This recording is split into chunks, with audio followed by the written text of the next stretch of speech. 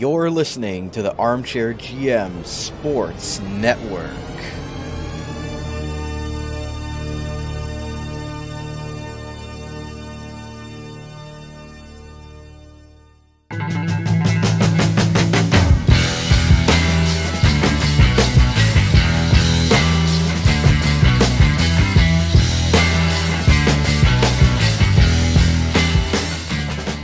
This is Chip Gilchrist, voice of the Kingston Frontenacs. You're listening to OHL Overtime, an in-depth interview show highlighting the players, coaches, and broadcasters from around the Ontario Hockey League who make the league so great, as well as in-person coverage of events such as the OHL Playoffs, OHL Championship Series, OHL Combine, and more, exclusively on the Armchair GM Sports Network. Here's your program host, Brandon Caputo.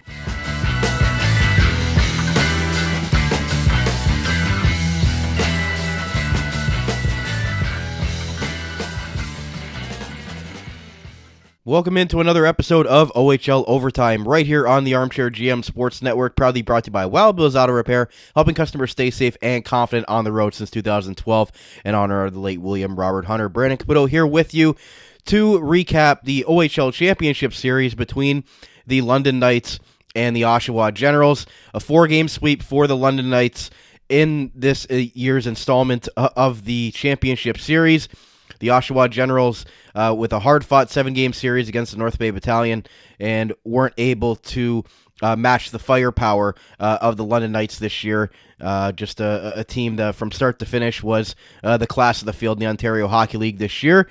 And we're going to get interviews from both sides of the championship series as we do on the show. Thank you to those today watching us on the video version of the podcast. Make sure to hit like, hit subscribe, and smash that bell if you enjoy the video versions of our podcast here that will be released on the network. As well, thank you to those today listening to us on your favorite on-demand audio platform. Please give us some love on whatever one you chose to listen to us today as well. You can give us a follow on X at Armchair GM Pod. As well, we're available on Facebook, Instagram, TikTok, all that sort of thing for you guys as well if you're into the social media stuff by following the Armchair GM Sports Network. So with that said, we're going to bring you 8 total interviews today on the show for our OHL Overtime Championship Series recap, and this will be the final episode of the season as well. So thank you to those who tuned in and followed our coverage all season long here with the OHL side of things, and throughout the playoffs and the championship series, the combine, the draft, all that good thing. So thank you to those supportive of what we do here on the network, and more specifically with the OHL Overtime show. It's been fun to get perspectives from many different people this year and have a lot of guests on for the game recaps and things like that. So really appreciate those who took the time not only to listen but to come on and be guests on the show this year and kind of showcasing what the rest of the league has to offer. 8 interviews on today's show. First segment's we're gonna talk to both radio voices from the OHL Championship Series. We're going to hear from Mike Stubbs first from 980 CFPL, who's been calling London Knights games for a long period of time. If you ever heard that voice, it's an iconic voice within the Ontario Hockey League, as well as Jack Moore from the Oshawa Generals audio broadcast. We'll hear from those two gentlemen in segment 1. In segment 2, we're going to hear from the general manager of the Oshawa Generals, Roger Hunt, as we heard from him in the Eastern Conference Championship episode as well. So we'll get his thoughts on winning the Bobby Orr Trophy and his group moving forward here. As well, we're going to get an on-ice interview with Associate General Manager of the London Knights, Rob Simpson, and get his quick thoughts from the season as a whole after London wins the OHL Championship, and get Rob's thoughts on the moves that they were able to make and the development of some of their players, and just being a real powerhouse in the Ontario Hockey League this year, something the London Knights really haven't been since the 2016 season.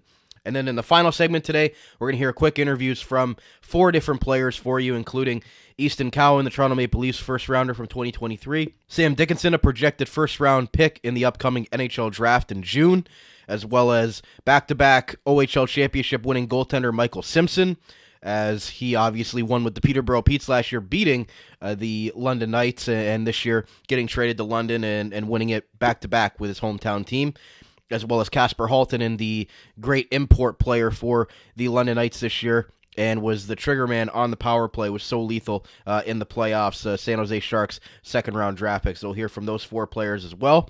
But we'll start off today with our first segment with the radio voices from both teams. And we're going to start off with Mike Stubbs of the London Knights from 980 CFPL.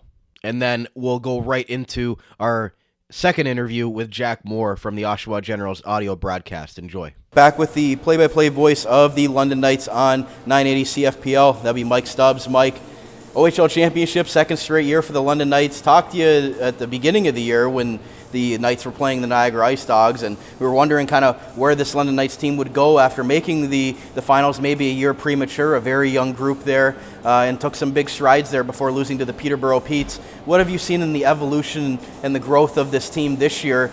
The Easton Cowans, the Denver Barkeys, Sam Dickinsons, Oliver Bonks all taking big steps. But from your perspective, what have you seen from the team that's gotten them to the Western Conference champions for a second straight year and in the OHL Championship looking to win it this year? Brandon, I think it started in training camp in August. Training camp opened, I think it was the last day of August. And you had players coming in, and normally you'll see players and they'll mill around a little bit and, hey, what have you been up to? I haven't seen you in a little while. Or, hey, what about this? Or what'd you do this summer? There wasn't any of that.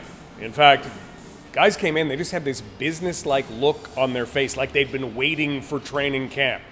And it was, get me to the scale, let me weigh in. Get me to the vertical jump. Get me to the fitness testing. Let me do whatever I need to do to get this season started. And that was the attitude that this club had. And it was very business-like. And the term that you've heard from that day right through to this day is unfinished business. And they keep talking about unfinished business. And they keep talking about how hard it is to do what it is that they've done and to get back there. They know exactly how hard it was to get to that OHL Championship Series. And the odds of getting back, you need luck. You need a lot of things to go right for you. And so they've been fortunate. And they're not looking at that, and they are certainly not taking it for granted. And I think that's the biggest part of this, where they took what it was that they learned last year and they implemented it right from the beginning to try and get back to this point to at least give themselves another chance to win a championship. So when you look at it, I mean, some of the players that we talked about, the notable names, the guys that are NHL draft eligible, like Sam Dickinson, and the guys that have already been drafted, but it's really been the contributions for some of the guys that took a big step from last year, the Jacob Julians of the world, the Sam O'Reillys. What have you seen from the depth of this team, maybe a little bit more so than last year, being able to help the Knights, and when those top guys maybe aren't getting a 36-game point streak like Easton Cowan is, that they can pick up the slack and be big-time players for this group? It comes, I think, Brandon, from the big picture look that the Knights always have. And it's, you can focus on the present, but they're always looking at, okay, what is next? How can we be ready for what is next? And you talk about Jacob Julian.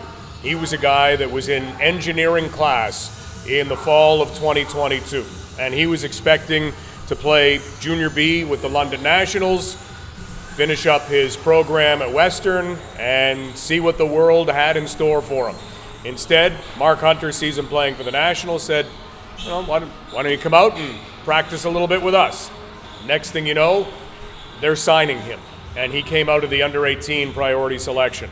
And a player like Sam O'Reilly or a player like William Nickel, they went to the GOJHL as 16-year-olds. And a lot of times you think, but I've been the best player on my team growing up, all the way, 12 years old, 13, 14, and I don't know where Sam ranked or where William ranked, but they had to be one of the best on their team.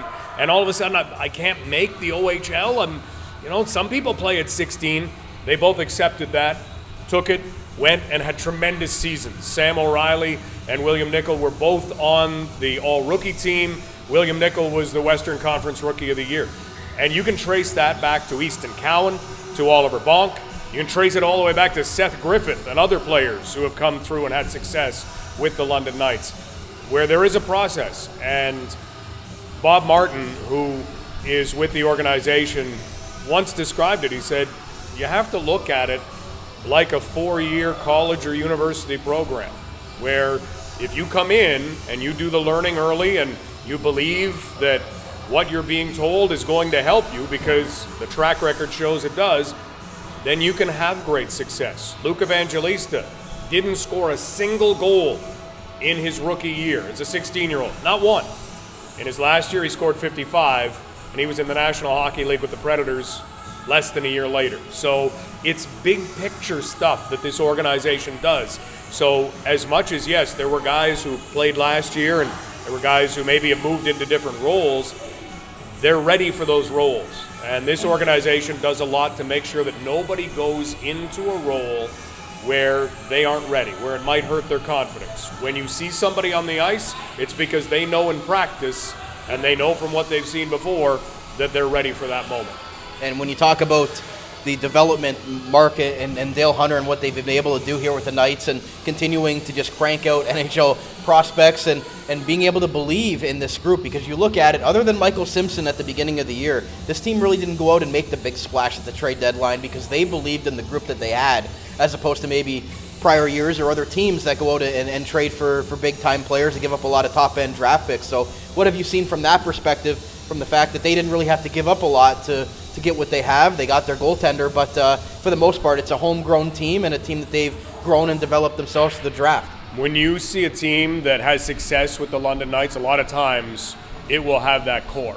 So when they made the decision a long time ago to bid for the Memorial Cup in 2005, something that this city had never hosted, they decided that what they wanted to do was have, obviously, a team that could compete in that Memorial Cup. And they started drafting a core. And you had defensemen like Danny Sabrett and Mark Mathot who came through, and you had forwards that were grown, Corey Perry, Dylan Hunter, and they really created a foundation. And then it happened again when the Knights won back-to-back championships with Max Domi and with Bo Horvat. And then this time around, they've done the same sort of thing where you have a draft that brings you Denver Barkey, Easton Cowan, and Oliver Bonk in the first 3 rounds. If you drafted it over again, you wouldn't get those players because they'd all be gone before the top 10 was finished. But that's how it worked out in 2021, and they were able to get all 3 of those players. And then you build on that, and those values get passed on, and they get passed down from the top of the organization, and there are no surprises with the London Knights. This is the blueprint, and a lot of times people will want to know, what is it? What is it that they do that somebody else can't do? And well, anybody else can do it. In fact, they'll probably show you their blueprint, but it takes that work ethic and it takes the know-how that they've built over a lot of years to carry that out. And it's not easy. And they've found a way to do it, and they continue to do it. And because of that, here they are back in the OHL Championship Series, again, taking nothing for granted. Mark Hunter has a line that he likes to tell all of the guys: we're hopeful and humble. And that's what they try to be. And that's what they try to preach. Discipline seems to be the main thing for the London Knights over the years in development. Michael Simpson, last year, the goaltender that beat the London Knights in the championship series. Brett Brochu went down for the London Knights. Do you think that experience with seeing their starting goaltender go down last year, wanted to make sure that they go and get that solidified starter? And Michael Simpson, when he became available in Peterborough, decided that they were going a different direction. Simpson comes home to his hometown of London. What have you seen from him coming back home and getting engraved in this London Knights organization, a team that he beat for the OHL Championship last year and playing in front of friends and family? Michael's talked about it. He talked about coming in at the beginning of the year and knowing that this team had designs, that unfinished business that I talked about earlier, that they wanted to get themselves back. And the fact that he's been able to contribute on what he's called a hometown tour, it says it on the back of his mask. I mean, it's a great way for him to end his junior hockey career no matter what happens. He's had this unbelievable run this year where you're playing in front of family and friends most nights, and he's able to put on a jersey that looks a lot like the one he wore with the London Junior Knights, and he's able to come out and play in Budweiser Gardens where 9,000 people are cheering for you as opposed to against you. So there's been a lot for him, and it is special. And he's somebody, you know, the stat that he had going into the conference finals was in games where you could close out a series. He had 6 consecutive wins in net, and the games have been decided by 1 goal, where he's somebody that you might get close in a game, but he's going to find a way to shut the door so you don't get all the way back. And that's something that he does very, very well. And you know, he can hit that level in games. Why he was the playoff MVP last year. To be able to be in London, yeah, it's been a special year for him. And he's soaked in every second. And when you look at it, Mike, lastly for you, you look at all the banners and the rafters there, 2012 and 16 still pull at my heartstrings a little bit against Niagara, but to add another J.Ross Robertson Cup would obviously be, it's almost becomes the norm for the London Knights, but they haven't won one since that 2016 group. They're the favorites. They won the Western Conference again for a second straight year. They were the regular season champions. They seem like they're the favorites to go all the way and compete in the Memorial Cup. When you look at this whole season and kind of look at it as a whole, if they go on to the Memorial Cup and have success, where does this team, in your opinion, rank against some of those great London Knights teams? Because they have had some great teams over the years, including teams of the centuries and things like that. Well, you know what? I think they would rank even with teams that didn't make it all the way to the Memorial Cup, that didn't win a championship. Anybody who's had success, whether it be regular season or whether that's turned in the playoffs, they've all had those similar qualities where you have that core that is built together, you have a closeness on the team, you've got great leadership, you've got game breakers. You have to have all those ingredients, and the Knights continue to look and see, okay, if we're losing this ingredient, where can we find that for next year? Or where can we find it for 2 years from now so that we can find a way to be competitive again? And the drive that Mark and Dale Hunter and their staffs have, it's incredible to see how many times they're able to put that in place. But I think any of the teams that have any kind of success, whether you win a championship or you don't, those are the qualities, and they're the ones that they try and pass down. Veterans to young players, year after year after year, that keeps this organization as competitive as it is. The longtime voice of the London Knights, Mike Stubbs on 980 CFPL. Mike, thank you so much for taking the time.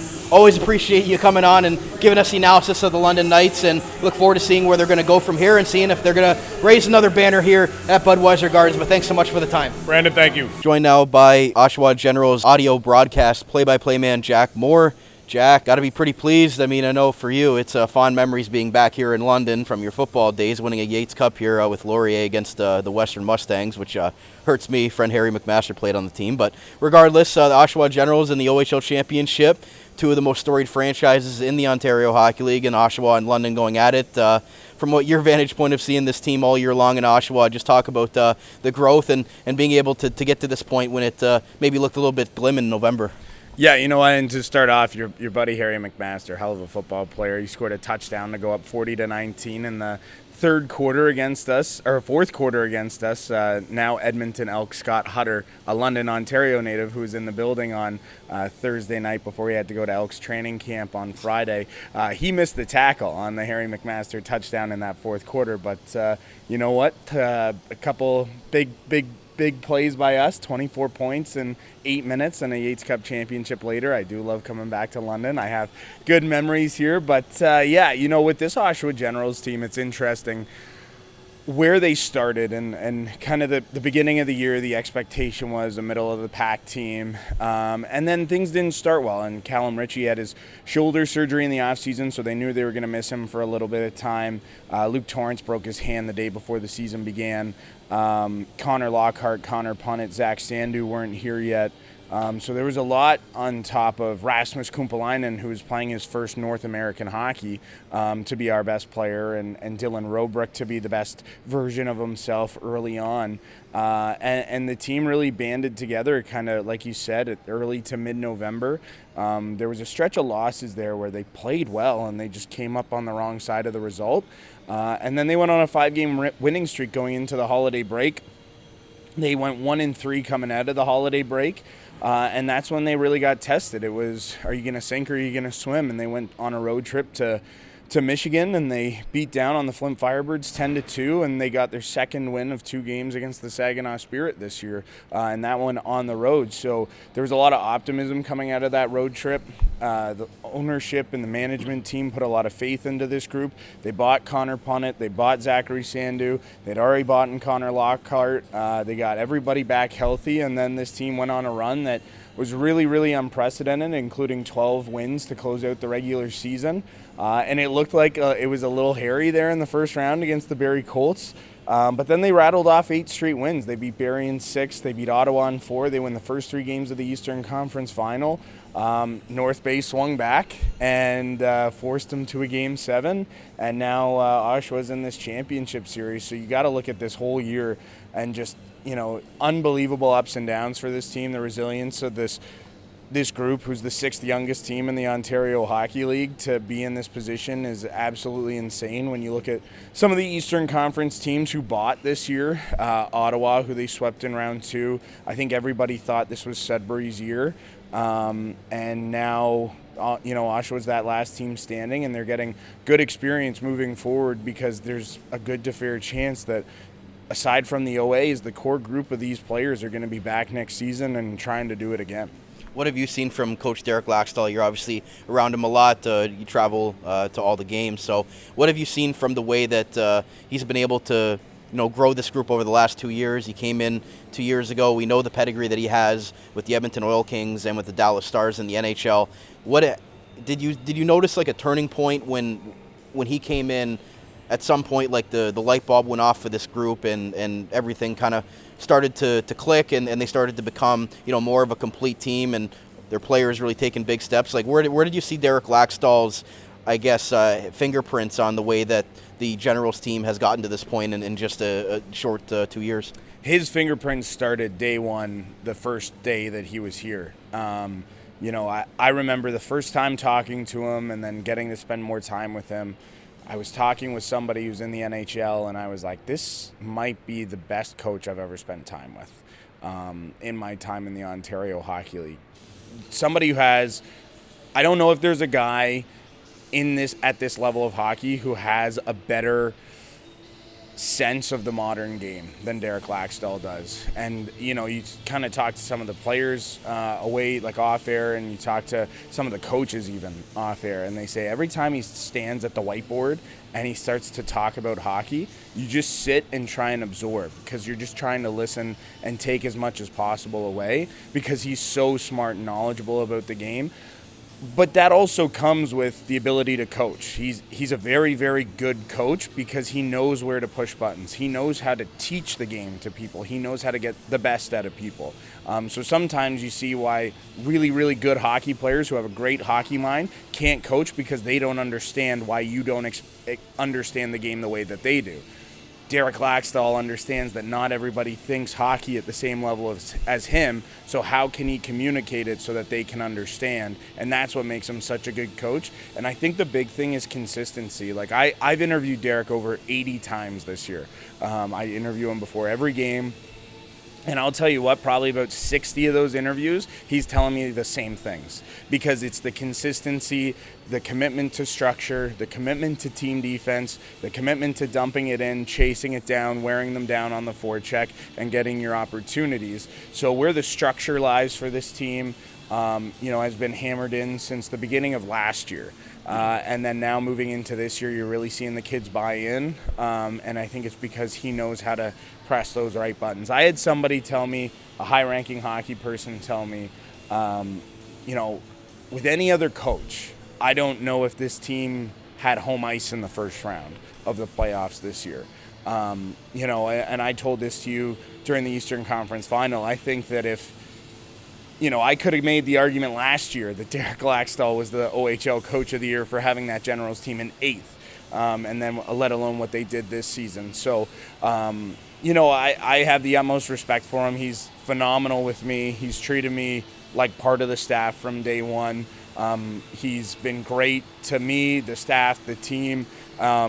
Really, really lucky to have him. Like, Rocco Tullio did an interview on CKDO, the morning show, with Terry Johnston, who's our public address announcer, and it was right after Coach Laxdal won the OHL Coach of the Year, and Rocco said, this guy deserves to be in the NHL. He shouldn't be here right now. And I think everybody agrees with that sentiment because he's that good of a coach. So I don't know if there's one point where his ability to coach the game stepped in and took over. I think he's been consistent, and his messaging has been the same since day one, and it's made the difference from last year into this year. And it can be an adjustment when you go from coaching men to coaching junior hockey again and talking about picking those players up off the ground. Like, you see the sixth youngest team in the OHL this year, and you kind of look at this team like the London Knights last year where they made the finals, maybe a year premature. They were able to get there. Like, do you see whatever happens in the series with the Oshawa Generals, that the future is bright and that they could be back next year with the growth of their young players? Beckett Seneca is going to get drafted. They get some help, reinforcements on the defensive side, and Jacob Oster obviously emerging as the OHL goaltender of the year. So, if things don't go Oshawa's way in this series, do you think that they'll have something to say next year as well? Yeah, and I don't think they want to rely on consolation prizes at this point. This team really wants to win this, and everybody's trying out there. But like you said, London was here last year. It's the same way North Bay was in the Eastern Conference Final the 2 years before they played Oshawa this season. And I think for Oshawa, they want to win now. But yes, for that young group of core players, it only makes them better because they've been through this experience before. They know what to expect. But, I mean, hey, ask the Windsor Spitfires if everything's going to be all fine and dandy. They went to Game 7 of the 2022 OHL Final. They were the number one team in the West in 2023, and they got swept in the first round with Shane Wright on their roster by the Kitchener Rangers. So nothing's given. So I think Oshawa, yes, they can take this as a learning experience, and that's going to be, probably a conversation in the offseason, but they're hoping that conversation happens with the J.Ross Robertson Cup in their trophy case. And lastly for you, Jack, you look at the Callum Richies of the world and the top-end guys that they have, but who's maybe a player that you're looking at that has maybe taken a big step already in the playoffs, or that you think is going to take a big step going into next year with this Oshawa Generals group that has really evolved over Coach Laxton over the last year? I think people forget how young David Bedkowski is because he's so big and physical, and he has his moments where he looks like a dominant force out there.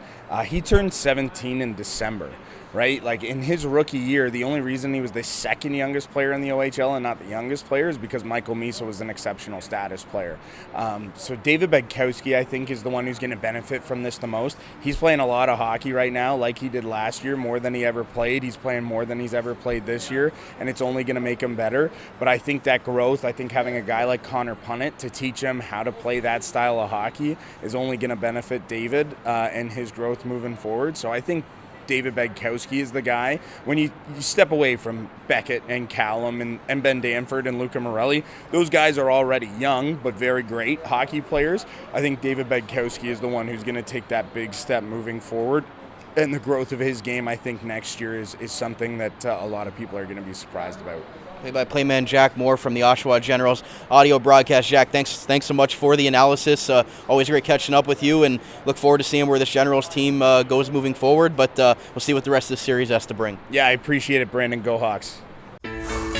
Wild Bill's Auto Repair is your local center for auto maintenance and repair in the Niagara region. Since 2012, Wild Bill's Auto Repair and Body Shop has been helping customers stay safe and confident on the road, knowing their vehicles in top running condition through their services. Located at 7868 Oakwood Drive in Niagara Falls, the garage started as a tribute to the owner's father, William Robert Hunter, who passed away, continuing the same community spirit and high level of service which customers came to expect from him back at Hunter's Auto Repair. Their multi-award-winning auto shop has earned the trust of the Niagara community with its fair treatment of all customers, who can feel confident they'll get the trustworthy advice and repairs during their visit. Their experienced crew loves meeting new people and looks forward to forming a lasting partnership for the care of your cars. To find out more or to book service, contact them today, 905-358-7868 or wildbillsauto.ca. Wild Bill's Auto Repair, helping customers stay safe and confident on the road since 2012. In the Niagara region, Global Pet Foods is your destination for premium pet nutrition and caring expertise. Whether you've welcomed a new furry family member or need advice on top quality nutrition, their dedicated staff is ready to help. Discover why Global Pet Foods' lesser-known premium brands outshine the big corporate names. Their team's passion ensures your pet's health and vitality. Check out one of their locations today. 3643 Portage Road in Niagara Falls, 160 Highway 20 in Font Hill, or 400 Scott Street and 344 Glendale Avenue in St. Catharines. Global Pet Foods, where premium brands and caring staff make the difference. Niagara Golf Lounge features 2 state-of-the-art indoor golf simulators, allowing you to play some of the world's best courses all year round. The perfect place to indulge all season long. Don't worry about getting thirsty while you play around with your friends. Their fully stocked bar offers a wide selection of drinks, appetizers, and a variety of meals are also available to enjoy before, during, or after you play. Grab a seat next to the fire in their comfortable sports lounge. Didn't bring your clubs? No problem. They have partnered with TaylorMade to offer you the best rental clubs. You won't want to miss their exclusive NFL and NHL giveaways for the Buffalo Sabres and Buffalo Bills. Located in the Best Western Plus Cairncroft Hotel, 6400 Lundy's Lane in Niagara Falls. Visit NiagaraGolfVacations.com to learn more and to reserve your golf bay today. The Niagara Golf Lounge, Niagara's home for golf and sport all year round. You're listening to the Armchair GM Sports Network, the Niagara region's best local source for North American sports podcasting coverage. By sports fans, for sports fans.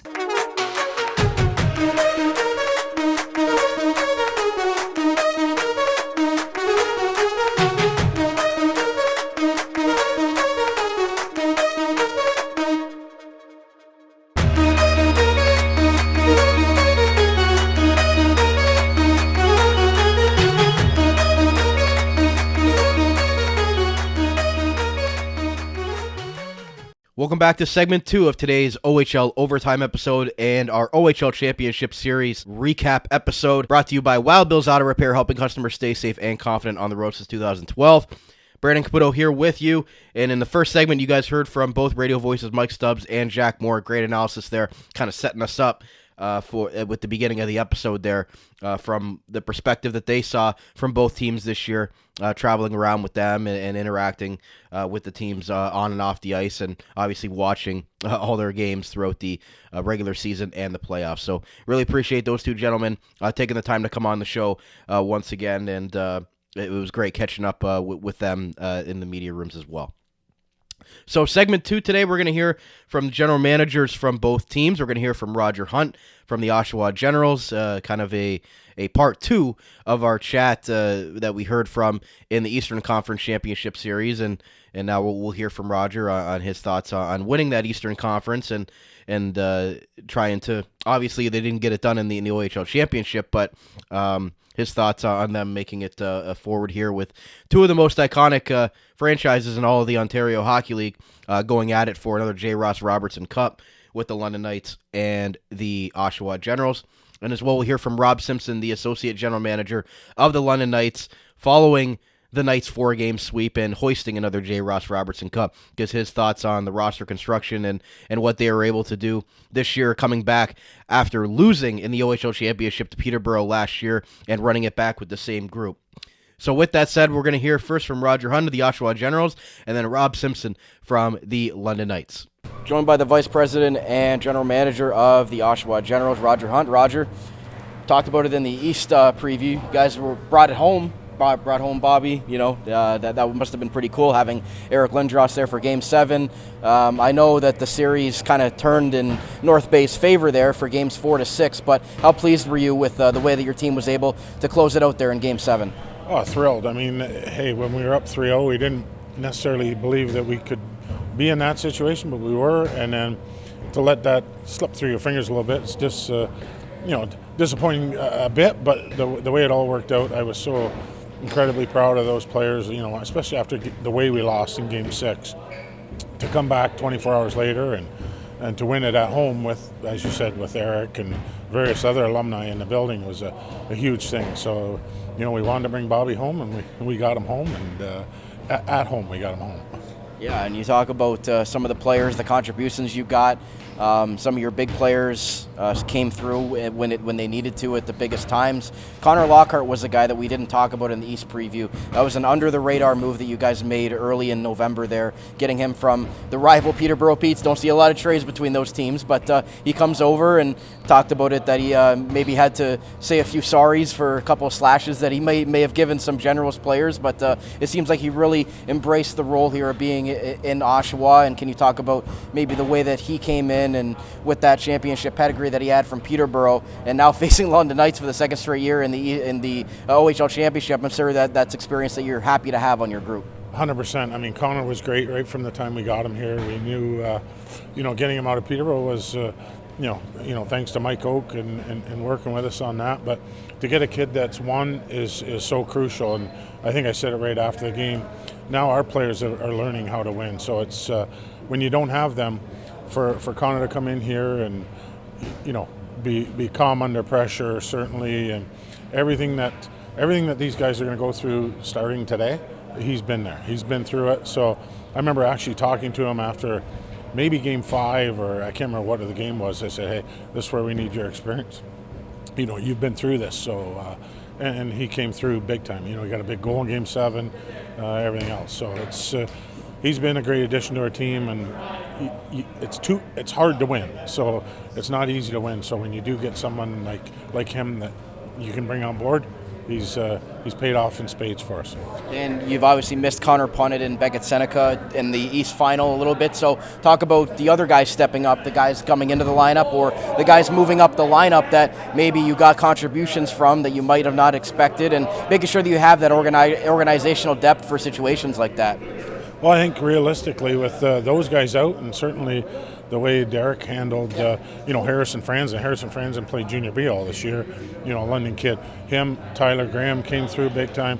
Griffin and DeLille, they're two 16-year-old kids that on that stage performed admirably. So our D, Lucas Rodriguez, came in after, a large portion of time on the sidelines, and he's played regular. And all of those things, you preach it to them, and until they actually see it, they don't necessarily realize it. But I remember Eric Lindros speaking with our team in 2015, talking about Freddie Braithwaite. Didn't play a playoff game, came in the finals to win. So it's everybody has to be ready, and again, that's credit to the coaching staff, training staff to keep those guys ready. So then you look at Jacob Oster, obviously getting pulled in that Game 6 when things weren't going well for your team. He was able to battle back there in Game 7 and winning goaltender of the year. We talked about that before, but can you talk about maybe him being able to bounce back in a situation like that after 3 tough losses to be able to come through in a Game 7 like that with everything on the line? Yeah, I mean, credit to him, and I think, maybe an under the radar move, credit to our coach to recognize, hey, this game's lost.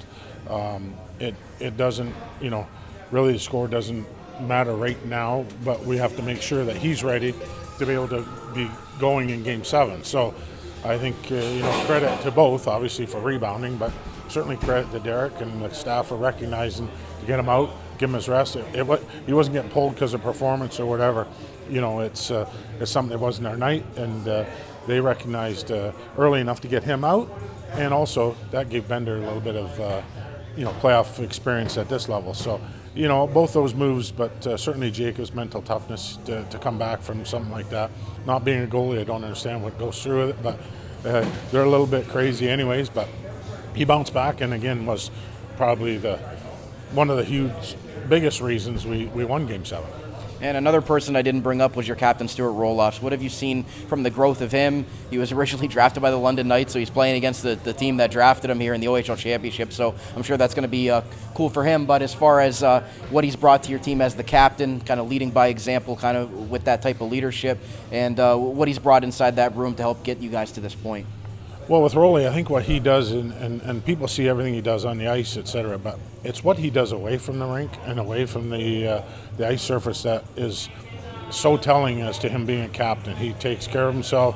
He does things right. He's taught our young guys, the importance of the cool downs, the stretches, all the how to take care of yourself, what to eat, what to drink, all that stuff. So it's that stuff really that's probably made him a superb captain for us, and it's stuff that the people don't see that really makes him stand out. And lastly, we don't know how the series is going to turn out by the time this episode comes out. We'll see who gets it done, but just how proud are you of this whole group this year, no matter what happens in the OHL Championship? Obviously, you guys want to win it, but maybe getting here at the beginning of the year was a pipe dream, and you guys were able to kind of make that happen. So just how proud are you of the whole team this season coming together, head coach Laxdal with his experience, being able to get the guys to buy in and build into a team that won 13 straight, got the number 1 seed, and ended up needing that Game 7 at home to go to the OHL Championship. Just how proud are you of this group as they move forward here? Extremely proud. We are building something here, and for them to get to this point. Hey, at the end of the day, we're the Oshawa Generals. We've won as an organization, not myself certainly, but this organization has won 5 Memorial Cups. They've won 13 OHL championships, and there's a lot of those ghosts or eyes looking over your shoulders, and we try and make our players aware of that all the time. So I don't think there's any reason to be afraid of any scenario that could unfold here. So we're excited to get started, and it's no better platform than probably the number 1 team in the East versus the number 1 team in the West. And I think that's what the OHL wants and the CHL wants. So there's nothing to be afraid of, and we're proud of our organization, and we want to continue making history.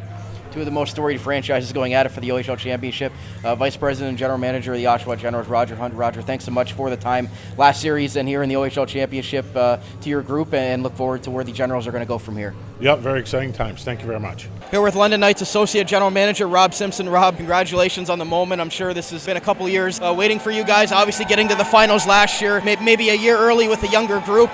Just how excited are you for this group to go back to the OHL Championship for a second straight year and raise the trophy this time around? Yeah, it's amazing. You never get tired of winning, and how it kind of ended last year. It's just special to be back here and win with these group of guys that came back from last year for sure. When you talk about the core group that you guys have developed through the draft, and the Easton Cowans, the Denver Barkeys, you can go down the entire list. Really, Michael Simpson was the only player that you guys had acquired this year. Everybody else was kind of built through that London Knights program. Just speak to the testament of what Coach Dale Hunter, the coaching staff, and the continual development and growth to making such great players that have these opportunities. Yeah, I think there is something to be said about homegrown players that you've drafted, and as a group, as a team, you've helped develop. When you get into these big moments, they know what it means to wear the London Knights crest. We had a ton of players that are from our area too. You mentioned Easton Cowan, local player.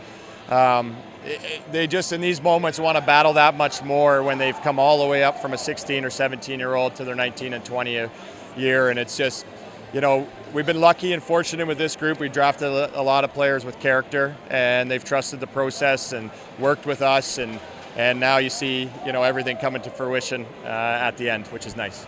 Kasper Halttunen, I don't think you could expect much more from a guy in his first year playing North American hockey. 15 goals in the playoffs, just pretty incredible numbers. We know how great he is on the power play. And how have you seen his development and growth from maybe the first half of the year getting adjusted to that North American style and really taking over as a game breaker and that triggerman on your power play? Yeah, he's been phenomenal all year. He worked hard on the things he needed to, that the coaching staff and management staff put ahead of him. When you first come over, you're in a new country, new city, new teammates, and I thought, he accepted everything we put in front of him, and from the start of the year to where he was at the end, leading our team in goals, had some big key moments in the last game there. Twice this year once in the regular season, once in the playoffs, he kind of pushed us along when we were behind and had to come back like he did in Game 3, and just can't say enough about him as a young man and how impressive he is. Michael Simpson obviously beat you guys for the OHL Championship last year with Peterborough. A London boy, you guys make that acquisition right before the season. Why was it so key to bring in Michael Simpson, obviously with his pedigree, winning the 99 trophy last year as the playoff MVP? But what has he brought to your group in stabilizing that goaltending position that really put you guys over the top this year that you thought that acquisition was key? Yeah, as a group, we really got to know him really well during COVID. There was a lot of practices where all the players in the area were around and practicing, trying to stay on the ice when it was shut down. And we know the character of him. He has a common influence in the net, and he just gives you that impression that when the game's on the line, he's going to make the big save for you. And if you can have that as a team, it's not going to go great night to night all the time. So you need a goalie that at the right time can make the key save, and that's what he's able to do. Why is this group, maybe more so than the last couple of groups that you've had, been so dynamic as far as the offense? 30 goals in the 4 games, sweeping a very solid Oshawa Generals team, but being able to put 30 goals on the reigning goaltender of the year, Jacob Oster. I mean, what is it about this group that makes them so special that you think it gives them such a good chance going to the Memorial Cup with a chance to win there? I think the collective character of our group and how close of a team we are. In the dressing room and away from the ice, you see the skill and the talent on the ice, but this might be one of the closest groups I've ever seen. Every guy does it for each other. There's not a lot of players in there that are worried about themselves. They're worried about the team and the championship, and we had tons of guys playing through injuries, banged up, things going on away from the rink, and we just pulled together. We've been through a lot as a group over the last 2 years, and I think that's what makes it special, is that character and how close they were. I know this is going to probably be the last time for this entire group, but in closing, just where do you rank this team as far as some of the great London Knights teams? Obviously, a great pedigree, and haven't won the J.Ross Robertson Cup since 2016, so it's been a while for this Knights group. But getting back here and building some kind of a dynasty with this group, just how special of it is it when you look back on it? Well, I think the fact that we matched the 2 losses of the 2016 team is pretty amazing. So, I mean, to do that, I never would have thought that would have been done again, and only to lose twice and be able to win it is pretty special. So they're definitely up there with all the other great London Knight teams, and we'll see what we can do in the Memorial Cup next. London Knights Associate General Manager Rob Simpson, thank you so much. Congratulations and best of luck in the Memorial Cup. Thank you very much. J&L Flooring is Niagara's specialty flooring and design company. They take great pride and provide elite customer service and support. With a beautiful showroom, great pricing, and a wide variety of truly unique products, J&L Flooring is your specialty flooring and decor boutique shop. All of their products are environmentally friendly and responsibly produced, so you can feel good about your flooring choices. Their goal is to build authentic relationships based on honesty and integrity that they foster with respect and authenticity. Offering a unique and wide range of quality products presented by a knowledgeable and patient team, they simplify the process to make your life easier and to make your home more beautiful. Visit them at 4424 Montrose Road in Niagara Falls, or find out more at jnlflooring.com. If you think you can get a better deal anywhere else, you don't know Jack at J&L Flooring. Are you currently looking for work in the Niagara region? If so, you owe it to yourself to check out the services provided by the Niagara Employment Help Center, located at 6100 Thoroldstone Road in Niagara Falls. Their many free services include a fully staffed resource area open to the public, resume and cover letter writing, local labor market information, job search strategies, assistance with clarifying employment, training and career goals, employment counseling and job search support, Better Jobs Ontario information and registration assistance, and you can check out their website at ehc.on.ca or call 905-358-0021 for more information. The Niagara Employment Help Center, helping people find work since 1983. Since 1999, Niagara Dental Clinic has been helping thousands of patients achieve natural-looking smiles with the confidence to show them off. Sean Patel and his wife Ann, both licensed denturists, bring a wealth of skill and experience to the warm and friendly atmosphere to their Niagara Falls location at 5501 Drummond Road. And their on-site Niagara Hearing Clinic offers free hearing tests and a variety of services to fit your needs. This family-run practice takes pride in providing superior care and service to their patients, along with the best premium products available on the market. Get the best work done at a more reasonable price. Niagara Dental Clinic is here to help. Protect your teeth with a mouth guard, replace missing teeth, and get better hold with your dental implants. Call them today for a free consultation at 905-353-1552 or check them out online at niagaradentalclinic.com. Niagara Dental Clinic, creating natural smiles in the Niagara region for 25 years. You're listening to the Armchair GM Sports Network, the Niagara region's best local source for North American sports podcasting coverage. By sports fans, for sports fans.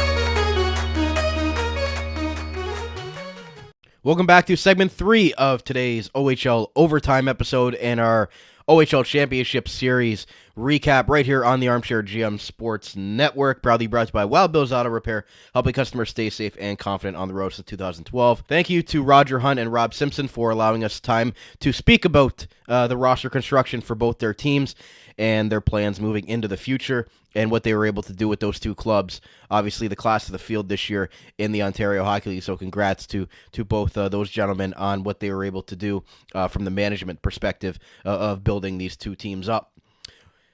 So we're going to hear from 4 players today before we wrap up our season here on OHL Overtime. And we're going to hear from 4 players from the on-ice celebrations following the London Knights' 4-game sweep over the Oshawa Generals in the OHL Championship Series. We'll hear from Toronto Maple Leafs 2023 first-rounder Easton Cowan, who was the 99 trophy recipient as the most outstanding player in the finals. Just an incredible series for Easton Cowan, 15 points in the 4 games. And was the class of the field this year. As far as players go, he won the Red Tilson Trophy for most outstanding player, and as well had a 36-game point streak. So just an outstanding season there for Easton Cowan, the Toronto Maple Leafs player, and a guy that probably had an underwhelming finals for his standards last year, and learned a lot. And he'll come back here and obviously performed at a high level and was able to get his team over the top here. We'll also hear from Sam Dickinson, the very talented defenseman for the London Knights in his first 2 years in the Ontario Hockey League, going to the OHL Championship, an upcoming projected top 10 most likely pick in the NHL draft in June. So we'll hear from Sam as well. We'll hear from Michael Simpson, back-to-back OHL Championship winning goaltender with the Petes and now with the London Knights, closing out his junior hockey career and a great run there for Michael Simpson, and we'll see where his next journey takes him, whether that be pro hockey or what have you. I don't think we've heard the end of Michael Simpson. A big game goaltender comes up in the biggest spots, and obviously got it done in the 4 games. Was pulled in Game 3, but came back with a very solid performance in Game 4 and finished off a great playoff run for the London Knights goaltender. And then lastly, we hear from Kasper Halttunen, the import player for the London Knights, coming over from Finland this year after being selected by the San Jose Sharks in the second round of the 2023 NHL draft. We'll hear from him. That shot that he's got is just... It's pretty much NHL ready at this point, and what he was able to do in the playoffs, back-to-back hat tricks in the finals. It was an impressive run for Kasper Halttunen, and we know that he can definitely shoot the puck. We'll see if the rest of his game can translate to the pro game moving forward. But we'll hear from those 4 players quickly to end today's show, and then we'll come back and wrap it all up. Here with OHL champion Easton Cowan. Easton winning the 99 trophy, just how special is that? I know you want to talk about the team as well, but for you personally and the way that the OHL championship ended last year, not the greatest performance, how key was it for you to come back this season and do what you did and put on the performance that you did in the finals? Yeah, it was a great feeling. I couldn't have done it without any of these guys, and man, this is a really special moment I'll remember for the rest of my life. How has the last year or so been? You get drafted by Toronto, you come back to London, you guys have a chance to really do something special here. When you look back on it this last year for you, just how special has it been? Yeah, it's been good. I love every single one of these boys, everyone in the staff. We're really close here, and we're not done yet. Like everyone says, we're ready to go to Saginaw, and we're ready to keep playing hockey. That's what we want to do here. We're really close, and like I said, I'm extremely proud of this group. What's something that maybe you learned from last year or that you've tried to work on from last year you really think you've taken a big step in your game as you've gone on after you've been drafted now? Yeah, I think my skating, I try to get my 3 steps a bit faster. I felt like I did a good job of that over the summer, and I feel like it translated into the games here. I felt really confident in myself in the finals, and I couldn't have done it without any of these boys. Lastly, you guys have scored 30 goals in the series in 4 games. Pretty incredible. 12 power play goals. What makes this team so special offensively where you guys get on the power play and you can beat you in so many different ways? Why is that to make you guys so deadly? Everyone can play with everyone. Everyone loves everyone, and I think that helps us out a lot. We're a really special team, and we know that. And I feel like we play with good jam and good confidence, and that helps us out a lot. OHL champion Easton Cowan, congratulations, best of luck in the rematch against Saginaw in the Mem Cup. Thank you.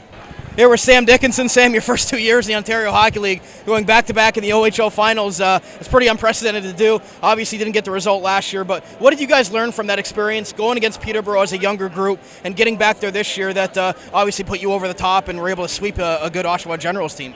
Yeah, it just taught us the resilience. learning from that all year, kind of lit a fire under us to, be the best team we can this year. And obviously, it was a successful year, and, you can't really ask for much more. You got the first goal, you got the ball rolling in Game 4 to really seal it. What did you see on that play, that seeing eye shot from the point and getting the guys rolling on a good start? Yeah, we talked about it the whole time about how important it was to get that early start, hot start, and that obviously we came with it. That goal there is just, good play by everybody. Cal makes a great pass out to me there, and then he's in front of the net, makes a great screen, and, kind of just found a good spot to put it in. Can you talk about Michael Simpson coming over to the good guys this year after beating you in the championship, winning the 99 trophy, and what he's brought to your goaltending position and how you've kind of welcomed a London boy back home for his final year in the Ontario Hockey League? Yeah. I mean, he's been the best player on the team all year, really helped us through everything, kind of, steadied us when we needed it, saved us our asses in a lot of games, and, we're just so grateful to have him and, come back to London for him. I know that's so special. For you personally, what did you maybe learn from the beginning of the year that as the season's gone on here and you've really taken your game to another level, obviously being in your draft year, you kind of try to put the noise aside. So what has been the biggest key for you to try to continue to grow and try to put all that other expectations and stuff aside? Yeah, for me, it's all about the team. That's all I'm worried about. Obviously, this is what we were aiming for all year. I didn't care about any individual, awards, accolades, anything like that. It was just all about the team, getting as many wins as possible, and then the 16 wins in the playoffs that we found. Sam Dickinson, congratulations. Best of luck in the Memorial Cup. Thank you. Here with Michael Simpson, the London Knights. Michael, this is becoming a pretty common occurrence for you, talking after an OHL championship, going back-to-back just to end your OHL career. How much does that mean to you after beating these guys last year and then welcoming you in and doing it in your hometown of London? How much does this mean to you? Yeah, it obviously means the world. I mean, it's super special to win one trophy, let alone two. So it's obviously an honor, and it's pretty exciting to do it with my hometown team. Obviously, going to a lot of playoff games as a kid in the Knights and watched a lot of trophies raised. So it's definitely pretty exciting to have my name with the Knights now.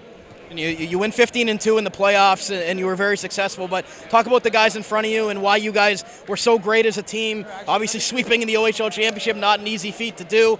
Taking out Saginaw in 6, who's hosting the Memorial Cup. Just what made it special about this group all year long that made them the number one team all the way through? Yeah, I think it's just our character. I mean, you look throughout the team. I mean, guys, coming out tonight, I thought we did a really good job blocking shots and, getting in lanes and obviously making it easy on me. But, then it's like when we get our chances, anyone on the team can score. I mean, I don't think it's just one or two guys. It's, we got 4 lines of depth where, anyone could score. And then, obviously our D are super dangerous as well. So I think it's just a full team effort, and it's obviously pretty exciting. Going to get a rematch with the Saginaw Spirit in the Memorial Cup. Obviously a lot of emotions in that series. How much are you looking forward to that? And obviously a team that's going to be challenging for the Memorial Cup. Just how exciting of an opportunity is that for you? Yeah, they're obviously a great team. They pushed us really hard in that series, and it really could have gone either way. But we prevailed, and obviously hopefully we can squeak out another one here. And lastly, when you obviously hadn't had a chance to reflect on it, but going back to end your OHL career, and obviously whatever goes on in the rest of your career, moving on to pro hockey, just how cool of a moment has it been for you as the goaltender and seeing this whole evolution of your career?